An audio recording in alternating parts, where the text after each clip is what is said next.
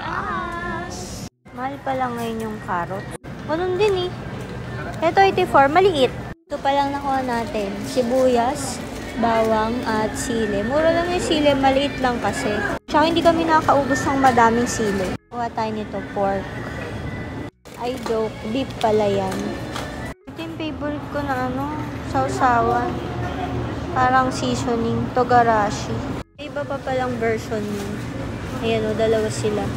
Naghahanap kaming butter. Gusto niya grass-fed. Saan ba malaki kita yun? Sarili lang pala namin ngayon is para sa kanyang pepper lunch na restaurant. Bumili kami ng mixed veggies. Ito kami nabili ng mga broccoli, kale. Kasi mura lang naman din. Tsaka healthy. Ang sarap naman, baby back ribs. Yan, ito yung binili namin. Mixed veggies. Bili kami yung garbage bag. Tapos yakiniku sauce. Sarap to kasi garlic. Naghanap kami nung karakuchi sauce. Yun kasi daw ilalagay sa pepper lunch. Pero wala kami makita dito.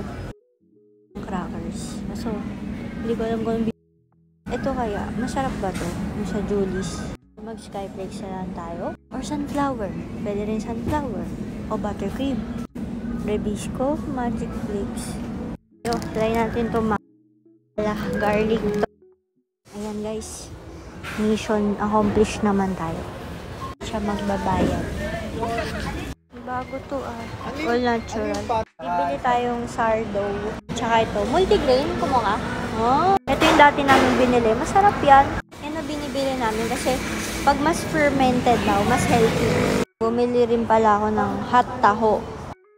Silang cream puff. Kain. Ito na yung food natin guys. Yummers. Yummy. Wow. Natin ito. Konti lang.